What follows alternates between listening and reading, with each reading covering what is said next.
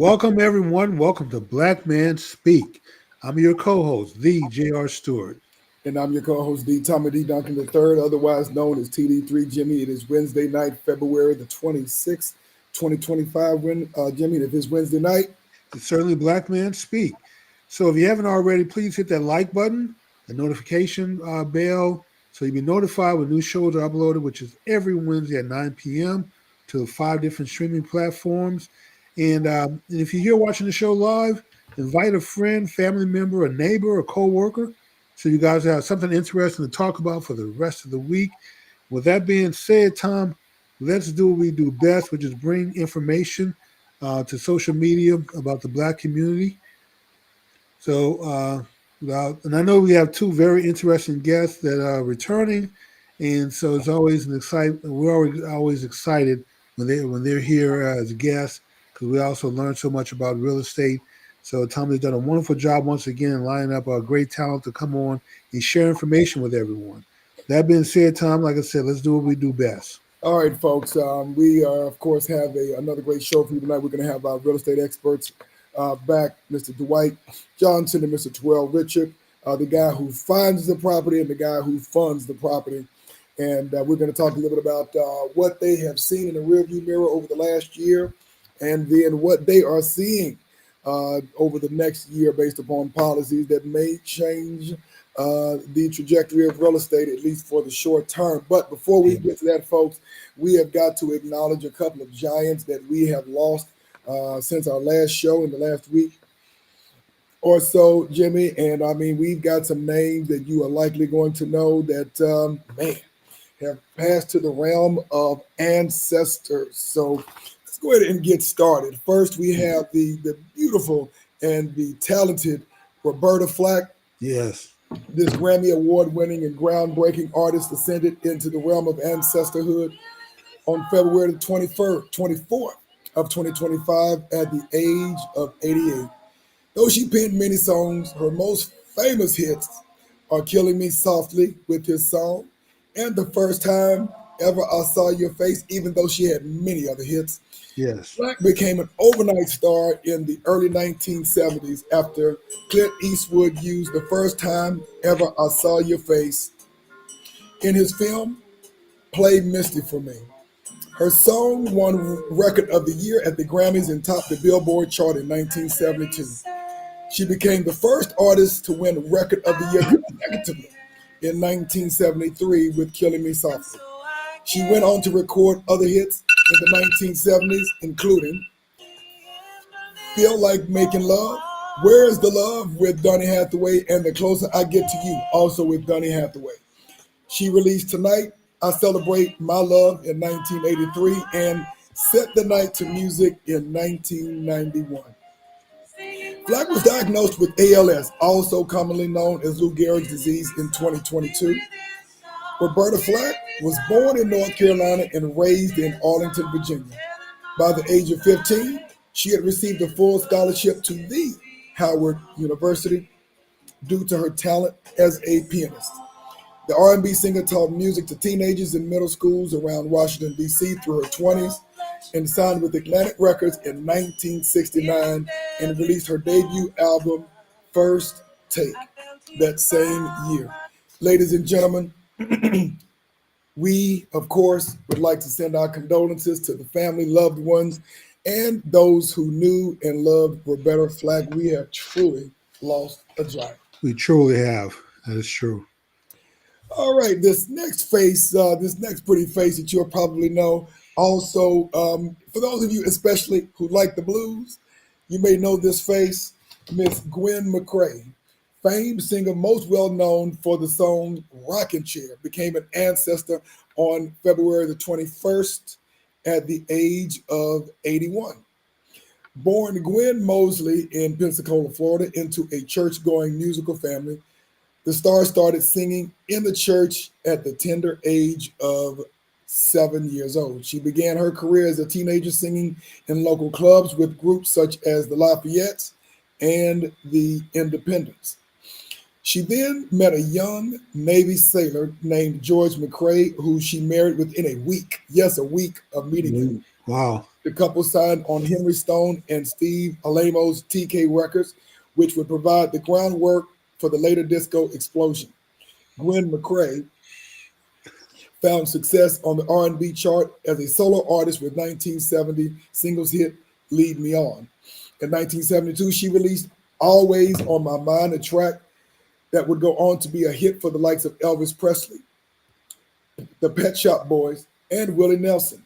Her 1975 minor hit, It's Worth a Hurt, was eclipsed by the success of her husband's mega hit, Rock Me Baby, a track which had originally been meant for her. But her response came in the form of her own hit, Rocking Chair, penned by Willie Clark and Clarence Reed, which helped define the label's dance-oriented Miami sound. Ladies and gentlemen, that is the Gwen McCrae. For those of you who are blues aficionados, I'm pretty sure you know who she is.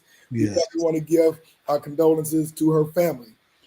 This next face, you may know as well, Jimmy. For those of you who were into R&B funk during the 1970s, you might know Chris Jasper, celebrated singer and songwriter who helped steer the Isley Brothers during some of their most successful years, became an ancestor on February 2020 at the age of 73 after being diagnosed with cancer in 2024.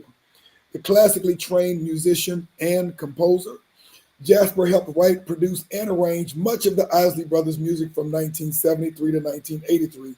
Joining brothers Ernie and Marvin Isley, he helped usher in a new era for the group, transforming it from a more classic vocal trio to a six-man R&B funk powerhouse. Jasper pens and influence were behind the classics like For the Love of You, Between the Sheets, and Fight the Power. Fight the Power. Yep, in 1984, when the sextuplet disbanded, he took the Isley Brothers with him to form Isley Jasper Isley, a soul funk group, and found success in 1985 with peace and love infused track Caravan of Love. Jasper broke out on his own in 1987, launched a solo career that would include the release of nearly 24 R&B albums under Gold City Records, a label that he helped found. That is Chris Jasper. Of course, our condolences to his family and his loved ones and the music world. And finally, but definitely not least, for those of you who are old school crooners, you may know this face, Jerry Iceman Butler, a premier soul singer in the 1960s, after whose rich, intimate baritone graced such hits as For Your Precious Love, Only the Strong Survive, and Make It Easy on Yourself, became an ancestor on February the 20th, 25 at the age of 1985. He passed from Parkinson's disease in his home in Chicago. He became a member of the Rock and Roll Hall of Fame and is a three-time Grammy Award nominee, along with childhood friend Curtis Mayfield. Yes, the Curtis Mayfield. The Curtis He found the Chicago-based Impressions and sang lead on the breakthrough hit For Your Precious Love. One of his early solo performances was a 1961 cover of Moon River, the theme to Breakfast at Tiffany's, by the way. Butler was the first performer to hit the charts with what became a pop standard, but Moon River would be associated with Andy Williams after the singer was chosen to perform it at the Academy Award, a snub for which Butler long resented. Encouraged by the 1983 election of Harold Washington, Chicago's first black mayor, he eventually ran for Cook County Board in 1985 and was reelected repeatedly until he retired in 2018. Butler was married for 60 years to Annette Smith, who died in 2019, and with her, he had 2 sons. So, Jimmy, we've had 4 Great. Yeah, 4 greats who passed just within the last week. Of course, we send our condolences to the family and the music community for the loss of Jerry the Iceman Butler. Yes. And man, Ashe, we're losing a lot of our greats, Jimmy, and I don't know that they're ever going to be replaced. It doesn't look like they're going to be replaced. I know we were having this conversation before the show started, but a lot of the talent that's coming up now, rising up, doesn't seem to be replacing the body of work that we're losing with the greats. Yep. And before we get started with the rest of our show, we are going to acknowledge a couple of folks in the chat line.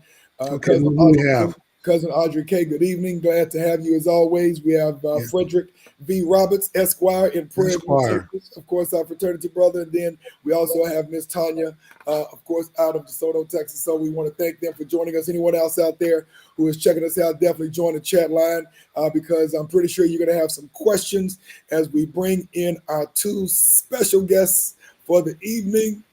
Mr. Dwight Johnson, our real estate agent extraordinaire, and Mr. Terrell Richard. Gentlemen, thank you for joining us, and how are you doing? Doing great. Happy New Year, I guess, from the real estate team. We haven't been with you guys in a couple, 3 months, so grateful to start off this new year, and always great to come and speak to your audience. Absolutely, absolutely. We usually doing well today. Great to see you guys. Yep. We just, for folks who have not seen Dwight and Terrell, we usually have them on once a quarter to kind of talk about what's going on in the real estate industry, understanding that it is the primary way that people in the United States of America have built wealth and or achieved what we call the American dream, so-called the middle class, in terms of owning your own home, starting a family, and building wealth. So all that being said, the last time we talked, was a couple of months right around election time. And, we're not exactly sure what was going to happen at that time. But now we've had a chance to at least get the new administration in, get at least a month underneath our belt, find out what the tea leaves are going to be looking like. But what we'll do first is talk a little bit about what you guys saw in 2024. And then we'll go ahead and move forward to what you guys are seeing on the horizon for 2025. So let's start out with you, Brother Johnson, Brother Dwight. Tell us a little bit about what you saw, the good, the bad, and the ugly in 2024. Same thing with you, Terrell, and then we'll start looking forward. Absolutely. I think the big theme is we never have a crystal ball, but we had lots of high expectations leading into 23 and 24. Lots of talk in the tea leaves and all on the news about multiple rate drops, and the pendulum was going to swing back to the left and the market was going to go crazy. And contrary to that belief, that really did not happen. Had very few drops, and they were very subtle throughout the year. So we saw a lot of people sitting on the sideline this year or in 2024, just waiting, hurry up and waiting. And I was reading a statistic from the real estate side of things. It was really a down year, down by my standards, but still a good year. But I read some stats that said 60 to 70% of agents had no business in the year. So wow, a lot of realtors 60 getting out. 70%. Yeah, no business. Wow. Wow. What you read, you may have had 60 to 71% of realtors had not even a single transaction last year. Ouch. So again, our transactions were definitely down by our normal standards, but we continue to grow. And when we have shifting times, we just double down on our database and continue to come from contribution, continue to educate people, and so that when they have the confidence and ready to go, they'll still pick up the phone. So ended quarter four kind of strong, to make a good year out of a challenging year. But that's kind of what we saw. A lot of expectations that didn't come full circle, and a lot of people stayed on the sidelines. Would you attribute the I guess I would say the slower growth that we had in 2024 based upon what people expected? Is that due to the underperformance of what we thought were going to be like 4 to 5 interest rate cuts last year? Or what do you see? Why did things turn out a little bit slower last year than what you expected? Yeah, it was a combination of those things. One, the rates didn't come down. Everybody that was waiting on the rates, and then the folks that had choices, just a lot of them just chose to stay where they were. It's kind of like, I can't, even if I need to downgrade or upgrade or side grade, for what I can get with what I'm gonna have to pay, I'd rather not enter the market. So you had a lot of people waiting to get into the market for the rates to come down, and it affected those adversely. And then you had folks that, maybe needed to make a move, but it just didn't make financial sense in their case. So that both of those factors kept a lot of people on the sidelines. All right, Terrell, well, I'll go ahead and yield the floor to you and kind of see what you saw last year and how that impacted your business. I mean, I know that, you go and find money, but that also includes, of course, refis and things of that nature. So what did you see in 2024? Yeah, I'm going to have to jump on that bandwagon. It was a down year. And for somebody who's on my side of it, unlike Dwight, we're down both ways. We're down on purchases and refinances. So sometimes when purchases are not there, we can depend on refinances. But when the rates are higher, it's hard to get those refinances. Now, I was able to make up for that in what we call home equity loans. We were able to get some of those going, which is a second mortgage where you don't touch the first interest rate, and people that needed money, and that was needed last year, they did come to us for that portion of it. But yeah, I agree. It definitely underperformed on the purchase side as well, which I was not expecting. I was expecting at least the purchase side would be good and the refinance side was not. But it was doubly bad on both sides. Um, as a fellow investor, I'm one person that tries to educate my clients. I actually think when rates are high, it's the best time to buy. You know, Why? well, because when rates are high, normally the value of houses are lower. So when rates go down, they increase the prices of housing. So let's say if we have rates drop 2%, you're going to have such a buyer's market out there that the value of house is going to go up. Whereas when the rates are higher, you have less competition, so you can get sellers to help you purchase. They can pay closing costs and different things for you. The value is low. You might have to ride that interest rate, 6, 7, 8, 9 months, but you can always refinance when the rates go low. You can't refinance your purchase price to go lower. So I always like to buy when it's a little higher interest rate because you get a little more bang for your buck. Buying at 500,000 instead of waiting, till the rates go low, and now the price of the house is 580,000. So it's kind of counterintuitive if I'm reading what you're saying. When the rates are higher, you have a little bit less demand. Matter of fact, I'm not exactly sure why he fell off here. Sorry about that. So when rates are higher, there's a little bit less demand. You are usually going to have more inventory out there because you don't have as many people chasing the lower interest rates. Correct. Gotcha. And then, of course, when rates dip back down, then you can go back, refi, and then get a cheaper cost or a cheaper payment on your home. Exactly. It's a smart plan to me. Okay. All right. That sounds good. All right. Let's go ahead and kind of move from the rear view mirror to the front view mirror. I mean, we're, of course, we've gotten past the new election. We have a new administration in. Of course, Trump is a real estate guy, which is a significant amount of where his wealth comes from in terms of all of his properties.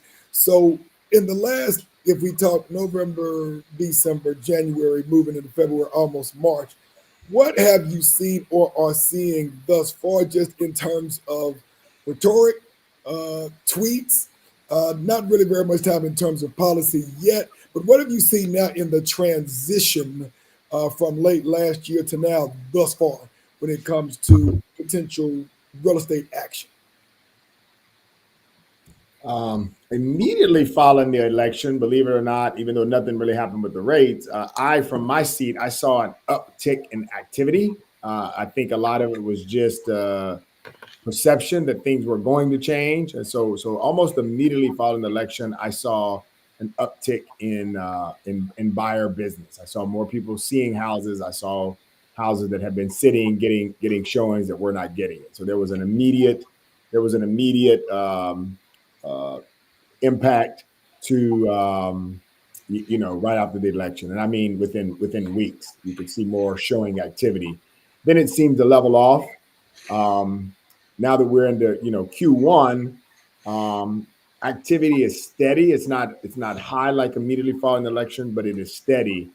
And I believe people are starting to consider this might be the new norm. I mean, there are a lot of folks that are optimistic that his policies are going to be better for real estate, but I think all those people that sat on the sideline realized, like Terrell said, things are not getting cheaper, so they're starting to slowly entertain real estate transactions now. So I think people are saying this might be somewhat of the new norm. So we haven't started off gangbusters, but we've been steady the first 2 months of the quarter. Right. What about on your end, Terrell? No, 100%.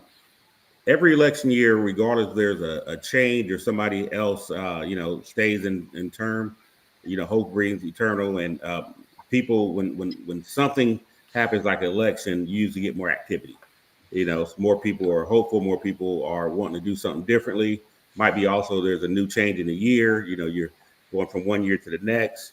Um, but I have seen, I saw at the end, once everything was together, there were more people that were more up to looking at what was going to happen. They were very optimistic of what was going to change. One thing I did see with this administration, I'm hoping it doesn't hold true, was with a lot of the government jobs and different things that they're cutting, different funding, there are certain things for first-time home buyers that are out there. And a first-time home buyer is not somebody that buys their first home. It's somebody who hasn't owned a home in 3 years. But there are programs out there that the government, gives you money to help you buy, in areas. With all these changes, we're a little bit nervous that there's going to be less money or no money, that they're going to give. Whereas it was promised on the Democratic side, it was going to be more money, more, they were going to give more than what they gave in the past, and it was going to be, a true boom. But, I still, with that, I still think that, we have a good chance to overcome everything and have a good year this year. Gotcha. And before we go a little bit further, I want to acknowledge I've got Counselor Elisa on the chat line as well. I want to thank her for joining in. And for folks who do have questions, real estate, there are no bad questions. Make sure you call in to 972-497-2281. Again, 972-497-2281, so you can ask questions from our real estate experts.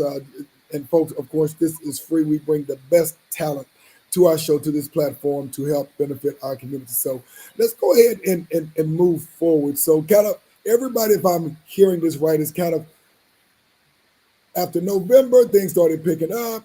Then we get into the new year. You have a new administration in office. So now they're just kind of being cautiously optimistic, if I'm hearing that right. Correct. That's I remember going back a couple of years ago. Typically, houses went on the market, but for maybe a day or two, and then they were being snapped up. Obviously, I think the lead times in terms of the amount of time that housing is on the market is definitely extended since then. But let me ask you this: either of you can answer this question. If we look at the prices of housing in general, obviously there's a lot of anxiety in the market now that the current administration is eliminating jobs. I'm pretty sure there are a lot of people who in the corporate arena are kind of concerned that they may be losing jobs. Quite frankly, corporate America has been quietly cutting jobs they have for some time now. What impact are you seeing that is or could possibly make in the market with anxiety about layoffs, significant job cuts in the market? How does that impact your business, impact housing? It's a little early with a lot of things. There's this a leading indicator and a lagging indicator. So a lot of people are nervous for sure about layoffs and employment. I've got at least one call last week, a situation like that. One of my past clients said, "Hey, it was situational. One, she was expecting a pay cut. She wasn't expecting to lose her job. She was expecting a pay cut." And then she has an aging mother-in-law. So she was literally like, "Hey, let's get out in front of this because, this is what I anticipate is going to happen. So let's start, looking and think about getting our house ready to get on the market." So that's the only one I've had. But I think a lot of those, I've seen so many people starting to look for new employment while they're still employed. Like, "Hey, I'm looking for something to do on the side." I've had people approach me about getting into real estate, things like that. So I see most people are positioning, still cautiously optimistic that they'll keep their jobs, but they're looking for what else they can do and maybe starting to prepare. But I haven't seen a big influx of people, losing jobs just yet or losing the homes just yet. I just see people kind of, kicking the tires now and trying to get ready just in case they have to do something different. I have a comment on the line that I'm going to go ahead and respond to. Before we do that, I want to welcome my brother John Williams, our CPA, who we've had on the show a couple of times. I want to thank him for joining us. But we have Counselor Patterson on the line. She says, I'm hoping the market will crash so us millennials can buy houses. Everything is so overpriced. Because of course she's been in Austin, now in Houston, and it's pretty tough for a lot of millennials, much less Gen Zers, to be able to afford a house unless they get a pretty significant outlay of cash from their parents and or grandparents. Let's talk a little bit about that sector. Millennials, Gen Zs, what are you seeing from them, if at all, in terms of activity? And when they say it's just overpriced, do you see anything happening that could provide any reprieve?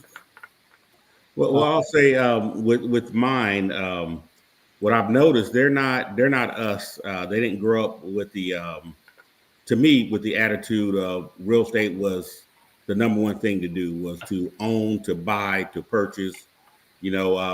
I've had parents have me have to have talk with some of their kids and try to explain different things, because they were, for lack of better word, they were more okay with renting so they could live their life and travel and do things that we didn't, we didn't think about it at that age. We were thinking about becoming homeowners, so we could, get our piece of the pie. I've seen some disinterest, which I'm hoping changes around for them, because as you mentioned, as the show started, this is the biggest way to gain wealth is through real estate, and they need to be thinking about that, just so they can get the biggest piece of pie they can get, in this American dream. What about on your end, Dwight? What are you seeing Um, from the younger? My audience is a little different, and I kind of wanted to jump in on Terrell earlier. I think, when he was talking about and I'll come back to your question, but when he was talking about the piece of maybe he encourages people to buy when rates are high, it's a good thing. I don't disagree with that. It's certainly less competition. So that's the one thing I wanted to supplement that competition with. But I made a note during that segment is, buy when the need arises. You're moving to a new place. When you have a need, that's when you should buy, irregardless of time frame. But I think I've been able to have success, and I don't think my business is drastically better than everyone else. But I'm constantly in information. I'm constantly in relationships. I'm constantly knowing what my people need, so that I could service them wherever they may be.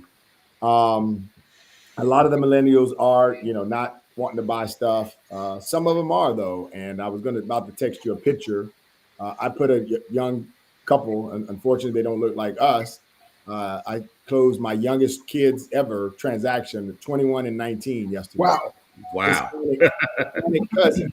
So it's still happening. So a lot of things that happen in my business are, may not reflect what's going on around everywhere. But I'm constantly giving people information, connecting people with people to do things. And those people did get a grant from my lender, put them with Rocket Mortgage. They got about close to $4,000 from a program by sitting through a class. And literally, true story, they brought $289 to the closing table. But they bought it wasn't a super expensive house. $289, $290 in essence. Basically, yeah.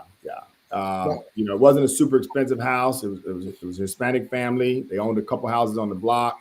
When my house hit the market, they already knew they wanted to buy it before, whatever. It wasn't a whole lot of negotiations. They knew, and they had enough credit built up, and they bought it. And it just blew my mind. So it's still happening. It's just not happening enough in our communities, and it absolutely can happen. If you've listened to any one of the shows with Brother Terrell and I, you said, hey, partner yourself with the top professional and then tell us what the plan is. And it can't happen right now. We can create a roadmap, and maybe it happens 6 months from now, 9 months, maybe it happens 18 months or 24 months from now. But if you're in your 20s or early 30s, that's not a long time to wait. Kind of have a plan, put action behind your plans, partner yourself with people that can help you reach these goals. So I'm going to hit send on that text in just a minute. I don't know how to put things in the chat, but it's that's shocking. That's 19 and 21, together. They're not brothers. They're not siblings. These were two people that came together to buy a house. Wow. So together they could get that house. For $290, they ought to be able to. No, I want to kind of piggyback on that story, and he's exactly right. The time to buy is when it's right for you.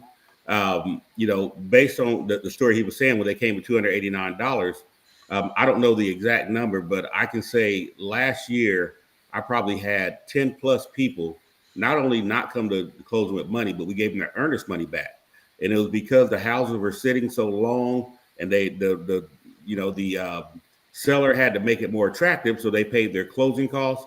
Plus, I coupled that with a down payment assistance program. They put their earnest money down, and there was no where for that to go. So we had to give them that money back at closing. So they got in for no money. So it's a beautiful thing, when you have sellers that can, contribute to your closing as well too, as well as jump on one of those down payment assistance loans as well too. So yeah, no, I think that was awesome there. I haven't had anybody 19 or 20. I think the youngest. My daughter had been the youngest previously at 23. So I think mine is about 23. They did get $5,000 from the seller as well. Yes. So what happened was those kids didn't even know enough to be worried about the rate. They knew a house came available on their block. They wanted another house in the family. The rate never came up, I don't think. It was like, how can we get the house? Okay, now you want it. Now you're in the market. Let's figure out what we can get from the seller. So the seller paid $5,000. Yes. And the Rocket Lender program, they went through a 4-hour class, paid $4,000. Yes. They paid $289. Yes. Absolutely amazing. True. Are we in a buyer's market, a seller's market? Where are we right now? Definitely a buyer's market. If you're willing to get that interest rate phobia out of your head and partner with someone like Brother Darrell and myself, it's a buyer's market all day right now. I tell all my clients, you don't worry about rate, you worry about payment. So what we have to do before I send them to Dwight or Dwight sends them to me before they go looking, I tell them, let's get a payment that I don't want you to tell me your lowest payment you want to do. I want to tell me a payment you're comfortable with, so I can get with Dwight and say, this is what a home they're looking for is what's in their budget. I don't want somebody to tell me I want a $600,000 house. You know what that comes with. I want somebody to tell me, hey, we put our budget together. We want our payments between $1,900 and $2,500. So I can get with Dwight and say, hey, this is what they're looking for. This is what that kind of house looks like. Now, what I've seen from a lot of buyers is they lowball me. They always tell me they want $1,900, but when they sometimes see what a house looks like in $1,900, they go, well, we can afford a little more. So I tell them, don't even worry about that. You tell me, we're not going to sell you more than you want, but you got to tell me what is your realistic goal that you can afford, so I can make sure that Dwight is not taking you out to see houses that are not in your goal. Because think about going to look at a house that's $1 million, what that looks like, what all the beautiful things you're going to see, and then happen to go back to a $300,000 house. You're not going to be as happy as you would have been if you only put yourself in the market for those $300,000 houses, because you're going to see some things in $1 million house that you're not going to see in a $300,000 house. So I just tell them, let's budget you first, so that you are not wasting your time or Mr. White's time, and you're staying in your neighborhood that can get you that payment. Let me ask you this: what are inventory levels looking like? I know when we talked last year, we talked about a lot of the issues that people are having because you have these large billion-dollar companies that are gobbling up a lot of the residential homes, shrinking the inventory of homes that families or young individuals are looking to get into, and it was kind of creating a squeeze on that. What are the inventory levels looking like nowadays, and do you still see continued growth and expansion of a lot of these larger REITs or these larger companies that are just continuing to gobble up residential housing that are creating a problem with inventory levels? Inventory is still historically low, but we just still said it's still a buyer situation because no one's buying at a high clip. So inventory is low. It's probably getting a little bit better than the pandemic years, but it's still not But Terrell, Mike could speak better that to me coming from a mortgage side. Like me, I'm just as long as I got a client and there's a house. I don't need a whole lot of inventory. You give Terrell gives them to me with a budget, with a realistic budget expectation, and I'll go find you a house that there's enough out there for people that do it at a high level. But I do think they're still lower than traditional historic rates in terms of inventory is still fairly low. Yeah, it's definitely still low on my end as well. But Dwight and myself, we're both blessed to be in Texas, and for him to be in Houston and me to be in Dallas, we have more inventory than, let's say, in Austin. And it's more affordable here than Austin as well. Texas is one of the few states, if not the only state, that building is still. A lot of builders are still here. There's a lot of land still here in Texas. There's a lot of states that don't have this. They don't have that. And what the builders are doing, builders are offering a lot of incentives to get their clients in those in those neighborhoods. And what I've seen different from what I've ever seen in the past is I'm closing a lot of builder loans where they always had different. They've always had their go-to guys that they give all the incentives to, but they're learning their guys are not closing like we're closing. So they're giving me incentives, to get them closed too. Yep. And a lot of times I'm beating the person that they have on staff, and so I'm able to get that that deal as well. So a lot of builders are offering lower interest rates than what's out there right now. Great point. Yeah. So unlike that, when you said the builders are offering lower interest rates, how does that work as opposed to somebody going to the traditional bank? Yeah. Well, the builder is going to make money off selling the house. They've already making their money.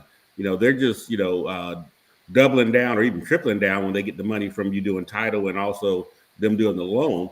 But what they lose money for is holding inventory. Mm-hmm. So they're trying to move on to the next neighborhood, and they don't want to hold property longer than they have to. So they're already making money on the upgrades and different things that you're getting from the house. So they have lenders that are on their staff that they say, offer this to make it more, to incentivize them to move in that property. What they used to do in the past is they only offer it to their people and they don't give it to an outside lender. Now what I'm seeing is, hey, we're going to give this for you, but we'll give this also for an outside lender if you can't get it done. And a lot of times I'm already better than their pricing. So even though they give me a little bit less leeway, when the customer looks at what I can do versus what the other lender can do, it's better. Or if they're not giving money, what they're doing is saying, hey, we'll let you move in here for a 5% interest rate when they know rates are in the mid sixes. Yeah. And the way they do that is the lenders, primarily, I know you've talked about D.R. Horton in the past. I'm working with the Lennar right now and some investors. They're basically buying money in bulk. Yes. And then they're selling at a lower rate. Right now, I was from an investor. We're looking at buying a couple of properties right now with my investors. He's buying two, and we might potentially be getting an investor rate in the 4s, but it's only through their in-house program. They got primary residents now that I know you can get in the 3s. So again, it's just this perception that rates are so high again. And I got one community now. I'm listing some stuff for Saratoga. Kind of in a pilot program. I'm trying to earn more listings there, but they have the same thing. So there's incentives. They're giving big incentives to buy these new inventory homes right now. So, but the way they do it is they're basically buying money in bulk and financing it themselves because they've already made the money on the house. Now they're making a little less money on the mortgage, but it's extra money. And then in many cases, they're insuring the property as well. Yes. So they can afford to give some of that back in terms of an interest rate. So if you're wanting brand new homes, probably I would say Dallas, anywhere Dallas or Houston, there are communities that you can get brand new homes in right today and be in the 5s. I'm confident of that. And it's 100% in the 5s. Some places in the 4s. Yeah, correct. Gotcha. All right, got a comment here from cousin Audrey K. Despite certain zip codes in the neighborhoods, people stereotype, even some non-people of color with money are really living in the hood because there are nice houses and lower taxes. Yeah, absolutely. Gotcha. Absolutely. I saw a kind of a Facebook type meme about. It wasn't Beck. I can't remember, but when you see the lady walking a dog with a purse in your neighborhood, you know it's coming. So, and that's Yeah. what they're doing. And all major cities are kind of. If you study the history of major cities, that's how they develop. Yeah. They're in the city. We come to the city as employees and different types of labor, and then they move to the burbs to get away from us, and we chase them to the burbs, and now they come back and gentrify and take the city back. Yeah. All major cities develop over time.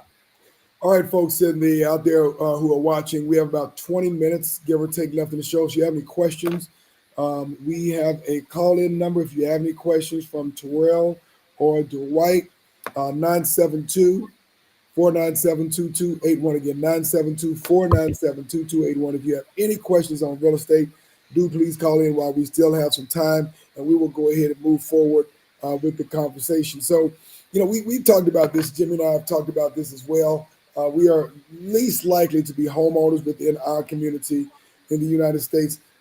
What do you see as strategies other than obviously education, obviously partnering with people like you? We know that historically there have been systematic structures put in place. Otherwise, we don't get the loans at the same rates that other folks may do, given the same demographics, same income, same everything.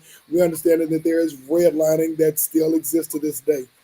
What are you seeing, or what do you suppose we can do to help close that gap in home ownership? Because that is really what helps create close the wealth gap in America. Education. You said that. Yeah.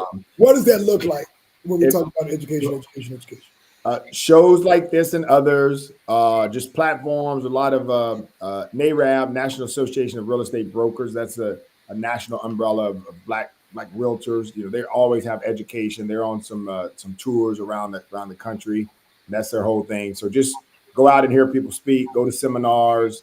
A lot of banks are doing seminars, Chase, a lot of your big banks, things like that, even though we're not with them, but you can get education in so many ways.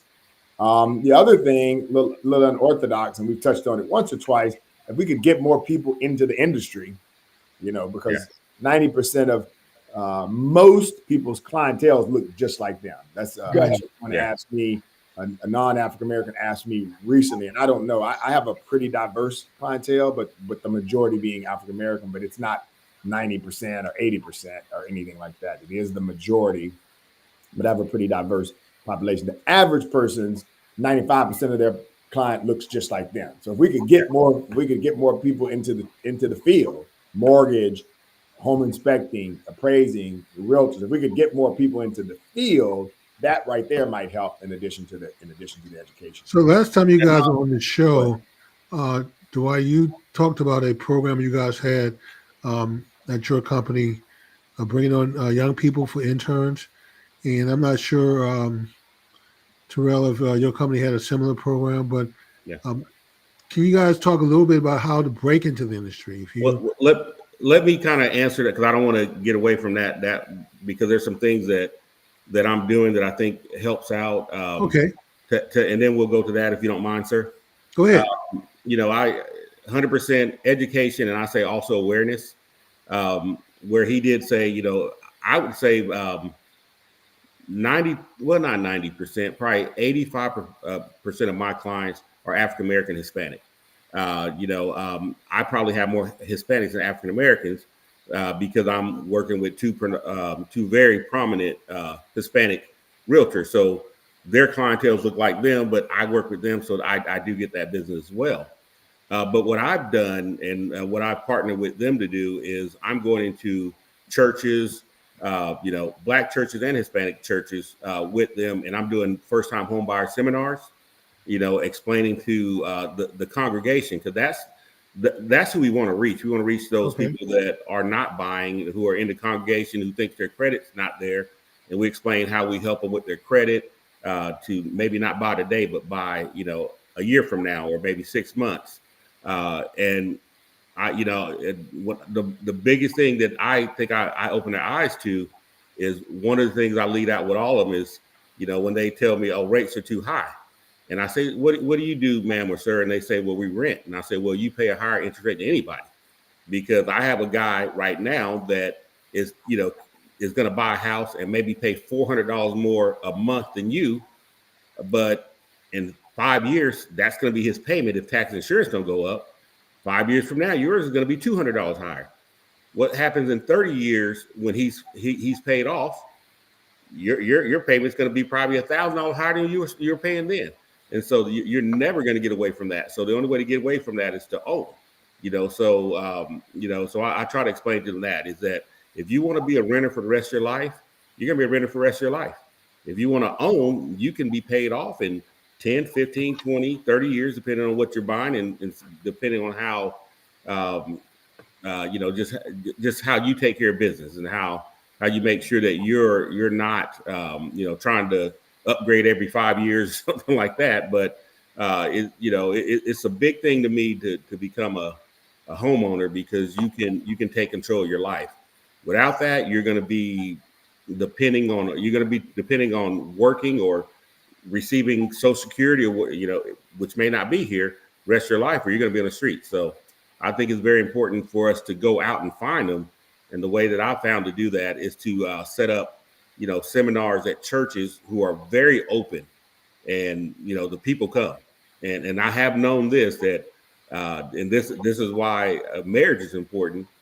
When that happens, when I go to the churches, we usually do it on a Saturday or so. We'll get a house, let's say 50 people. It'll be 43 women. Guys are not coming out. So your wives are worried about you. Your wives are worried about the future. Where the fellas at? At home, resting because watch the game. But the ladies are the ones that I have seen that are on all ethnicities. They're the ones that are out there who they'll give up their Saturday to make sure their family is complete. And so what you're saying is the ladies are learning about home ownership and wealth creation, and the guys are at home playing video games. Playing video game or resting, thinking that it's not worth our time. I'm telling you, I've done so many of them, and I've never seen anyone where it was 50-50. It's always 80+% women. And and they're going there for their husband. Their husbands know they went. They go there for them. Brother Terry, just a question in the chat about HELOCs. You might want. Yeah. I was actually going to get to that next. We're going to talk a little bit about leverage. You have a question from Ken Manus out in the Carrollton area. Said, is it true that you can't get a HELOC loan on your home in Texas? I will pitch that one to you. 100% not true. I do HELOCs probably every month. So a HELOC is a home equity line of credit. There's also something called a HE-loan, home equity loan. A line of credit is like a credit card. So in Texas, you can only get a HE-loan and a HELOC for 80% of the value of your home, minus what you owe against the property. For better math's sake, I will say if your house is worth, for easy math, I should say, if your house is worth $100,000, the max you can owe on your property getting a HELOC or HE-loan is $80,000. 80% of $100,000, $80,000. If you have an existing mortgage on your house that's $60,000, $80,000 minus $60,000, the maximum HELOC or HE-loan you can get is $20,000. A HE-loan is you get a one-time and you can redo it or whatever. A HELOC works like a credit card.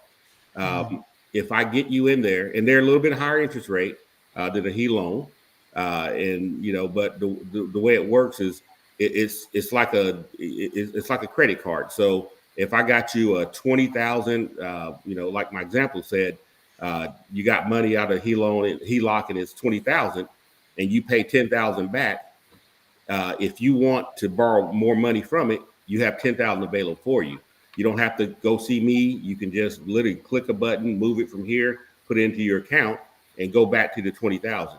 They're usually good for about 10 years, and after 10 years, they're gonna stop it and say that you can no longer buy from them, or also with HELOCs, let's say they do monitor your credit.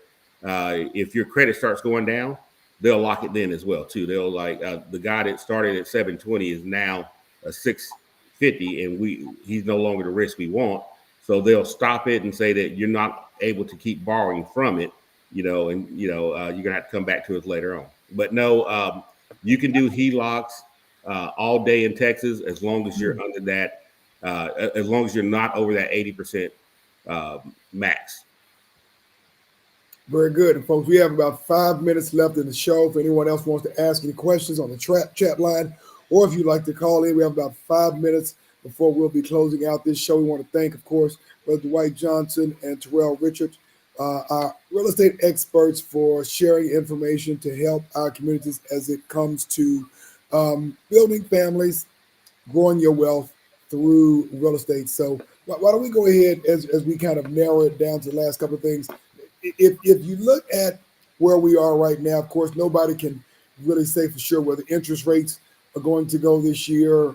Don't know if you guys are seeing anything in terms of policies with the new cabinet in that may change a few things in the real estate market. If you were to look at what you see right now, what would you forecast at least through this year? Obviously, it's been a month. A lot has changed.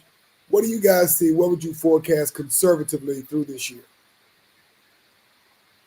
If I'm being conservative, I'd say things just stay status quo, right where they are. So, yeah. I think that'd be the most conservative approach to take. But I would educate any of your audience for them to not be conservative, but make your moves now. If you have a need, or even if you don't have a need, but you can afford to make a move, now is the time. But yeah, I would think conservatively. I mean, they've talked about, lowering interest rates. Trump said something about getting Powell out so he could run the Fed as well. I don't know. Obviously, some of these tariffs are going to have negative impacts. And people getting deported is going to have negative impacts. If we, lower the labor pool, a lot of that labor pool, might be. So how does that affect your markets? If there's less labor, things going to go up.